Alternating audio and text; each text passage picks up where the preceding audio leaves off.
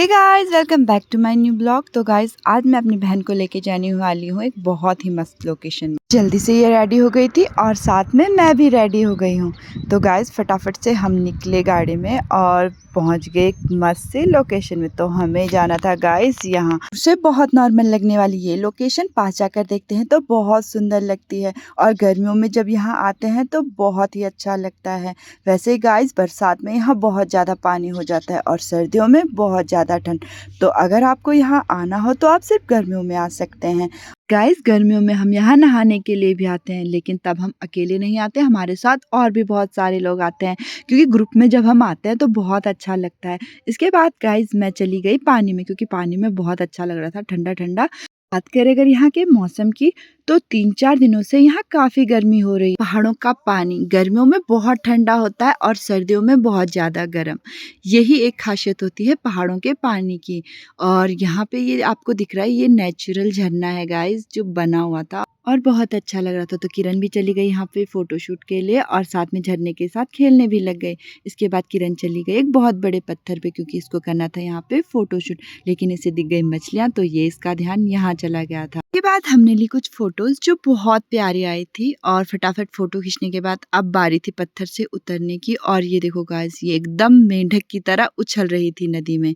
फटाफट से यहाँ से आए और चले गए एक और अच्छी लोकेशन में। ये देखो गाइस, पत्थर ही पत्थर, बहुत बड़े बड़े पत्थर थे। सच में इन पत्थरों पे चलते हुए बहुत अच्छा लगा। तो मैंने कहा किरण को थोड़ी देर यहाँ पर बैठकर आराम से यहाँ का व्यू देखते हैं। याद है कि टीवी सीरियल में छोटे से पत्थरों में कैसे सुसाइड करते हुए दिखाते हैं और हम बहुत हंस भी रहे थे इस बात पे। इसके बाद गाइस, यहाँ पर नदी में बहुत सारी भेड़ें थी तो हम चले गए इनके पास में। यहाँ से वहाँ उछलते हुए ये बहुत क्यूट लग रहे थे। फिर मैंने भैया से पूछा, भैया ये मुझे देख के क्यों भाग रहे हैं? मैंने मुझे बताया कि ये भाग नहीं रहे हैं, शायद इन्हें भूख लग रही हो। तो मैंने सोचा कि क्यों ना चलो इनको थोड़ा घास खिलाया जाए जो भैया ने काटा हुआ था। तो मैं चली गई इनको घास खिलाने के लिए। पहले तो इसे मुझे देख के बहुत गुस्सा आ रहा था, लेकिन जब मैंने इसे घास दिया तो बेचारी बहुत खुश हो गई थी और सच में बहुत अच्छा लगा। और देखो बड़े प्यार से ये घास खा रही थी जिसको देख के मुझे बहुत खुशी भी हो रही थी। लोकेशन इतनी अच्छी थी तो किरण यहाँ पर योगा करने लग गई। उसने करीबन 10-15 मिनट यहाँ पर योगा किया। गाइस, हमें यहाँ आए हुए करीबन 2 घंटे हो चुके थे, लेकिन फिर भी हमारे यहाँ से जाने का मन नहीं हो रहा था।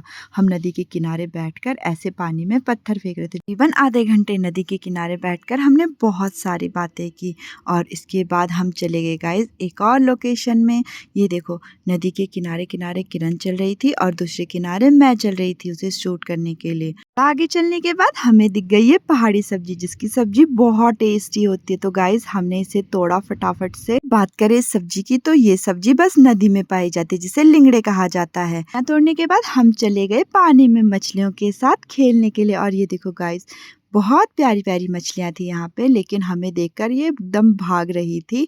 और गाइस, सबसे मजेदार सीन तो यहाँ पे हुआ क्योंकि किरण को एक बहुत ही प्यारा पत्थर मिला। पहले तो इसे बहुत प्यार से सहला रही थी, लेकिन जैसे इसने इसे घुमाया तो इसे एक कीड़ा दिखा जिसे देखकर ये बहुत ज़्यादा डर गई थी और पत्थर को पानी में फेंक दिया।